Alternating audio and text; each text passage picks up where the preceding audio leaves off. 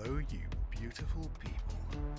My name is Mark Love, and this is Conversations with Our Daughter, a limited series podcast wherein my wife Jackie and I chat to our adult daughter Lauren about her experiences of school and life in general, prior to her diagnosis of Autism Spectrum Disorder at the age of 16. Now, we love words and we're not easily offended, so you might find some of the language or humour questionable, in which case, thank you for listening and toodaloo. However, if you can look past the occasional lapses into dad jokes and the obvious inadequacies of our recording setup, you'll hopefully get to enjoy some insights into the everyday experience of autism from an eloquent and thoughtful young woman who can see and understand both sides of some of the issues associated with this strange and baffling condition. Anyway, enough of all that. Let's get on with it, shall we?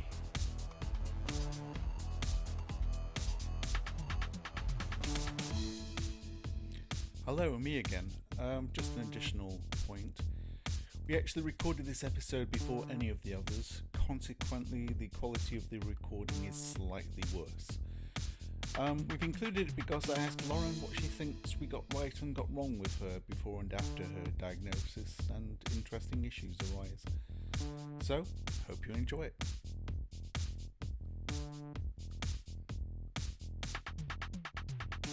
So, the question I was going to ask you last, at the end of the 5-year mission that we will have done to put this podcast together, was how do you feel that Mum and I have done with the whole thing? And you can be as wonderfully complimentary and say lovely things to us, but also you can be brutal as you like. I think you got some things right, but I also think you got some things wrong. Mm-hmm. But then I was your first child, so you probably were going to make more mistakes with me than with Zach. Yeah. How about the violence? Did the mindless violence make any difference one way or the other? Not too much. Okay, good. I think from other autistic people I've met and their families, maybe certain behaviours or ways of being they have about things haven't been challenged enough, so they've kind of stayed in this way that's quite limited even as adults, and I feel like that's been beaten out of me. Yeah. I'm just imagining sitting in the dock in a court with this being played back to me. Yeah, I mean, okay, but some of those things that you might have hung on to, those behaviours or things that you might have hung on to longer if we hadn't beaten you repeatedly with a sharp stick, what would they have been, you think? I'm not sure exactly, but possibly some would be more on the anxiety side, mm-hmm. and maybe if I continued down that way, I wouldn't have done a lot of the things I have. Like I wouldn't have got my job, or I wouldn't have applied for my uni course. And if the anxiety had just been sort of an excuse to not do things, then I probably wouldn't have got very far. Mm-hmm. And do you think you would have possibly used it as an excuse to not try very hard? Oh yeah. Yeah, you definitely know that's in you. Yeah. Yeah, I mean, to be honest, it's in not all people, all kids, to just take the easiest path. But anxiety is your thing, isn't it? I mean, I call you incompetent, but you're not terribly incompetent. You do have some skills. But the one that you find the hardest to get around is the anxiety about things. Yeah. I can't even a lot of the time work out what it is. Is it that fear of people looking at you and tutting, or fear of letting people down, or just not liking being out of your comfort zone? It's a lot of things. I don't like being out of my comfort zone. It's called a comfort zone for a reason. It's lots of things, but when I'm out and about walking, it's not that I mind people looking at me. I just can't bear catching people's eye who are strangers, because I kind of feel trapped when I look at their eyes, and then I kind of feel stuck, and then it kind of makes me feel quite scared. Wow, so you're basically like a rabbit in headlights. Yeah. That's very odd. For someone to magnetise me with their eyes, they would probably have to be Scarlett Johansson.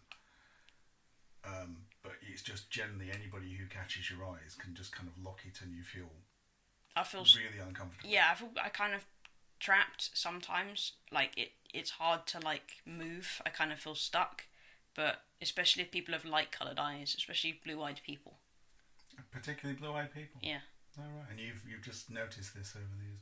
Yeah, I think it's. Is that because all blue-eyed people are evil? Yes. Good. Right, okay. I think you can see with blue-eyed people more of their emotions on the surface, whereas I think people with darker eye colours, I don't think it's always as obvious. It's a bit murkier. What do you feel that you see in the eyes of blue-eyed people when they're looking at you? I don't know exactly. Just a lot of emotions that I can't recognise. Like they feel too strong. Mm. Well, I mean, we've discussed before that although you're, especially in the house, your every behaviour is perfectly natural unless you're stressed. In which case it all goes out of the window and you become granite girl. It's that kind of complete shutdown thing. But when you are stressed and you're always a little bit nervous when you're out in public, do you think you can see in like blue-eyed people them reacting to you being not quite comfortable? Possibly. I think everything's more obvious with blue eyes. It's like the emotions are there. I can't necessarily recognise what the emotions are. They just feel kind of loud and busy. Mm-hmm. And just generally brown-eyed people are just kinder, lovelier and should inherit the earth. Yeah. Okay, that's good to know. Yeah. That's not particularly something I would have thought it was particularly down to eye colour. Do we know anybody with blue eyes? That I can't think of anybody offhand. There's people I work with, there's been lecturers, Course, yeah. and it's been harder to make eye contact sometimes with them when I've need to have conversations. Obviously, the only blue-eyed person it's not really a problem is obviously Zach, my brother. Mm-hmm. It's just mutual loathing, isn't it? Really? There's nothing going on there. Or there's a lot and he's just a lot more better equipped to deal with his evil. There's not. There's even nothing going on, or it's can I steal that food and get away with it? Okay, that's interesting. So, obviously we have tried to help you with stuff that we found... it's not kind of socially unacceptable like Zach, throwing poo at people, but it's the kind of stuff that we thought would help you just be more comfortable around people in public. So yes, we've done that. But what are the other stuff? You've mostly got a hit list of things that we've done wrong, apart from the mindless ones. I think also with sensory things, to be fair, I couldn't always describe what was happening or why, and I didn't know that it wasn't happening for everybody else.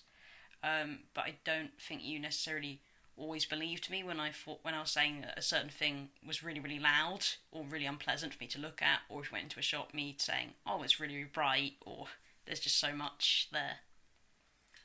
Okay, there's two things there. When you were just in a public space and you were saying it, I believed you. When you were in trouble and you were being told off for something that you'd done, and then you suddenly went, oh, this is too loud, this is hurting my ears. It was like, really? Because you did use it as a kind of a deflection technique quite a lot. Some of the time it was, but I don't like shouting. Yeah, but that's the other problem. You can't tell the difference between emphasis and shouting. Not really. No. I mean, I'm going to do a shout away from the microphone. This is shouting! And emphasis is, this is not shouting. See, but to you it makes absolutely no difference, does it? No. Yeah, that's one thing it took us a long time to recognise, the fact that, when you are handling an evil child who needs to be disciplined, you have to be quite firm and punctuating. And you've seen, like with Zach, it's that constant thing, he takes short commands, and it sounds like you're talking to a dog, but these are the only bits of language that he understands. With you, obviously, that's not the same problem, but we have in the past needed to go, just to try and get your attention. Then you've gone, oh, my ears, you are hurting me, my ears. Yeah, I think it's the suddenness in, like, the way that you're talking to me, but I really don't like it. It's not that it necessarily hurts, but I struggle to separate, I don't like that noise and that's hurting me, but sometimes certain sounds are hurting me. Yeah, I said that way. No parent wants to think that they're hurting their kid just by talking to them sternly. but also occasionally you've rubbed us up the wrong way so much that we're actually quite angry and it's quite hard to remember. And we've definitely had arguments where both Mum and I have said, look, Lauren, just go away for half an hour, please. Because this is not going to get any better. You're not going to understand what's wrong. And you are just hammering away, and we're getting really, really, really frustrated now. So, I get that. It's not always easy to remember in the actual time it's happening. But it's also, that's from an adult parent point of view, it feels like, oh God, you can't have that every single time. Okay, you've done something wrong, we're angry with you, but we can't display this because it hurts your delicate little senses. No, I'm not having that. You know, you see what I mean? Yeah. Oh, we can't ever shout at the girl because, I should state at this stage, we'll talk about this at some other stage. We are reusing and reconditioning and taking over the name spaz. So, you know, if it just sounds great. So if you are a spaz, you don't get a get out of jail card every single time. No, I guess it would leave you with less tools if you couldn't Or no discipline tools. a child. No, you're back to sticks. Yeah. That's what you've got to think. It's harsh words or sticks. But I get the shouting, and of course, was my dad shouty? He wasn't particularly shouty, but when he did, it was out of nowhere, and it ruptured the sky. It was so loud. And often it was because he was working hard, he was frustrated and tired, he just needed whatever was happening to stop. And it did, because it was like a crack of the god's fart thunder would just, okay, we've really pissed him off, let's stop now. And, you know, I've never advocated or wanted to hit my children, but you don't have many tools, especially the one that gets taken away with you, particularly with Zach, because he has so little understanding, is explaining. You know, I'd love to be that arsehole middle class person. Hey, well, you really shouldn't do this because, let's have a discussion about this because it's not really good for other people and people really won't understand. Yet that's gone. All he's hearing is Zach, Zach, and to a certain extent, although you understand all the words, you don't always understand all the social niceties connected to everything, and we do end up explaining those, but I'm not always sure which ones are going in or which ones you care about. Okay, so not liking the shouting, which I kind of apologise for, but reservedly. You should look on your face. Remember, this is an audio medium. I apologise unreservedly, he says, meaning every single syllable. So what else did we do well or not well? I think I've got a feeling we've got quite a few not wells before we get to wells. I think when I was a kid, there was probably quite a few times where I'd get into trouble, but I wouldn't understand why. So then I would repeatedly say, what have I done wrong? Or I don't know what I've done wrong. And you guys would say, you know what you've done wrong. One of those typical parent phrases, but I didn't. But I would keep on asking, and then you would get more and more annoyed at me because you're thinking, how do you not know? But I genuinely did not know. Yeah, see, most kids try it on at some stage, but most kids have a memory. And the thing I've noticed about you over the years is that if it's something that you don't think you're ever going to need anymore, or don't want to be reminded of, yeah, you absolutely turf it out. A friend of mine was telling me about one of his music clients the other day, and John would say, right, you need to download this program from the internet. That's it. Now, if you open up the program and install it, that's great, but don't get rid of the Oh, you got rid of the loading program. Okay, well, that just means that if this computer crashes, you'll have lost everything that you do, and you won't be able to reinstall it, and you'll have to pay for it again. And he says he does this with all of his stuff. As soon as I don't need that anymore, it's gone. Got to get it off my computer. And it's a little bit like that with your brain. It's a bit more passive, because it's kind of, I got into trouble, I didn't like being in trouble, and I've forgotten what it was, and maybe I didn't understand it in the first place. Well, quite often I didn't understand in the first place, because I might have done or said something that you didn't think was acceptable, but I didn't know it wasn't. No, I mean, I remember that there's definitely a couple of things where we'd say you can't be that unkind to Zach or say that about Zach, and you willfully not wanting to understand why. Zach would if he could say things worse about me. Yeah, we're getting into the Cold War then, aren't we? Yeah, that was a difficult one. It was kind of, well, this is how I feel, so I should be able to say it. Yeah, and it's kind of, yeah. I mean, if you were the kind of person who said, I'm the kind of person who's got to be honest all the time, you'd hate them, wouldn't you? Yeah. Yeah, I mean, you're kind of effectively saying that. I think that he's a dick, so I'm going to say he's a dick. Okay, you may think he's a dick. Try not to say he's a dick out loud. Try not to say he's a dick to other people, you know. Try not to think of him as a dick, even when he's being a dick. Yeah, that's. I mean, we still get that kind of. I don't want to engage with this as being an issue or a problem, and it will come up again. Especially things like to do with confidence and doing things. I mean, you can do something which has taken a lot of building up to. You can do something which you've excelled at, and yet a week later you will have no memory about how you got there or what tools you used to get there, and we are literally starting from scratch again, aren't we? Sometimes. Yeah, sometimes. And that is baffling to us, because most people, like, you know, getting on stage. I got on stage, I realised I could sing, I could therefore sing on stage, and therefore I felt confident doing it. If it was you got on stage, realised you could sing, sang well, got off stage, forgot you could sing. Yeah, probably. And it's absolutely baffling. It doesn't seem to make any sense. You know, why would you do that? Because from our point of view, well, you take that confidence on board and you keep it.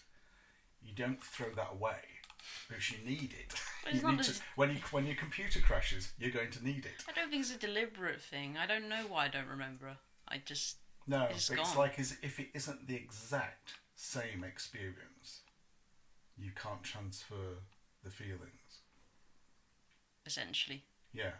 So, you know, it's like, if you use the singing analogy, it's like going on stage singing a different song, but it's a different song. So that instantly panic ensues, and we go through 2 or 3 weeks of trying to like talk you into being confident, and then you go off and do wonderful things and excel, and we go into a corner and cry because you've had 3 weeks of trying to build up your confidence, knowing that you won't remember the next time. That's an interesting one. By interesting, I mean bloody irritating, but you know what I mean. To go back to the what have I done wrong thing when I was a kid, I think you guys didn't. Obviously, you didn't know at the time that I had Asperger's and that I really didn't understand. But you didn't know how awful it was for me, because I'd go away thinking, well, I don't know what I've done. Like I couldn't really resolve it in my head. No, but as soon as you realise that something's gone on, that you might in trouble, your shields go up and nothing gets in. And this is a lot of the time why we say, look, okay, we need to talk about this later, but you need to think about why we might be upset. And then clearly you do go when you can't, because it just doesn't occur to you. And we've tried to say to go away because we're cross and it's hot and it's kind of not this again. And it's kind of it's. I mean, I've said this to you in so many different ways over the years, but we don't understand what you don't understand. Occasionally you're able to explain why is that a problem, or why is this not something I should do here, or whatever. And it's a lot of the time it doesn't make any sense, because you know you're really good at being nice to people and being generous and stuff like this. So occasionally when you just forget yourself, it's kind of weird. And it's like, well, surely logically you know that that's not your normal behaviour. So why can't you see it? So it's like there's a pattern that we can see that you can't see. But it takes so much picking apart sometimes. it's frustrating and it's and baffling. I think that's the biggest part we get is when both of us sometimes are kind of, when we're talking in the morning, sometimes over coffee, it's just baffling. It's like, what does she not get about this? It's kind of,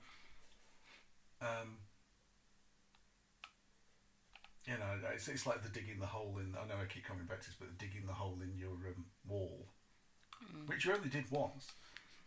But it's like, what were you thinking? Why were you thinking that was a good idea? I think I just could. And then you just could because you just did it.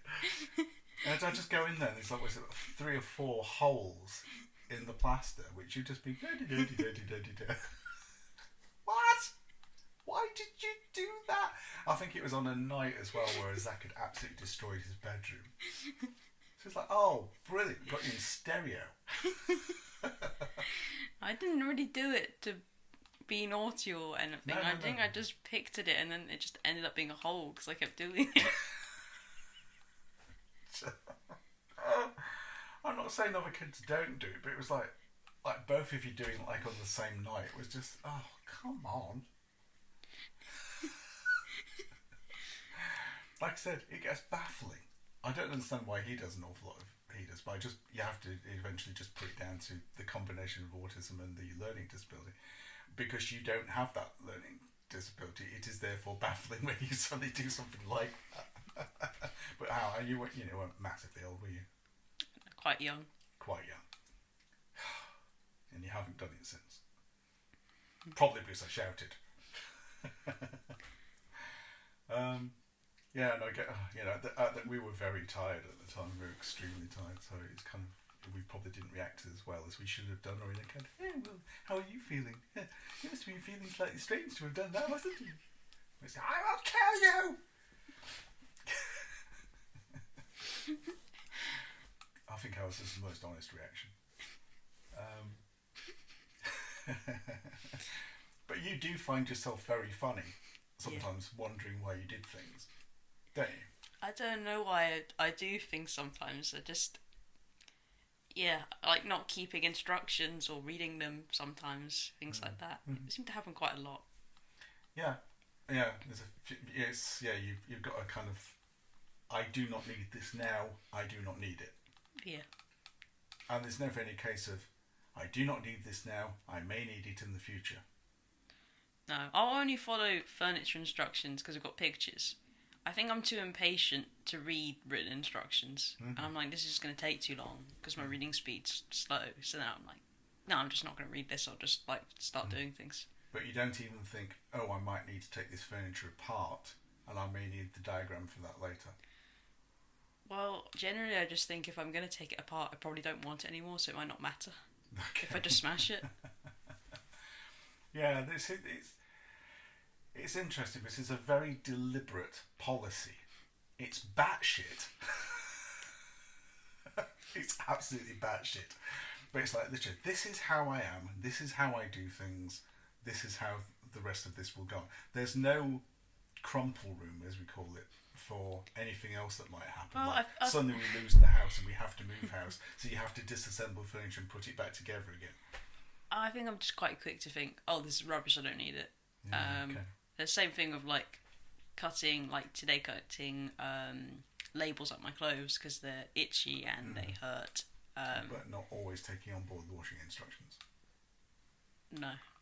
I just chucking those away. Relying on Dad to be clairvoyant. If it can go in a washing machine, surely it can go on most temperatures. Why would it be? Why? If it can go in a washing machine, it should just be fine. Yeah. Just don't put it on too high. Yeah. Just basically move all of the responsibility onto the person doing the washing. Oh, that's not you, is it? I can imagine the aggression and anger I would get from you if I shrank one of your favourite tops. Yeah. But you've done nothing to actively prevent that. Well, I all feel that they're all made of similar materials, so why do I need to ever read the labels again? Okay then, thank you very much for listening. A very special thank you to Leona Fenson and Terry Lee for their technical support and advice. See you next time.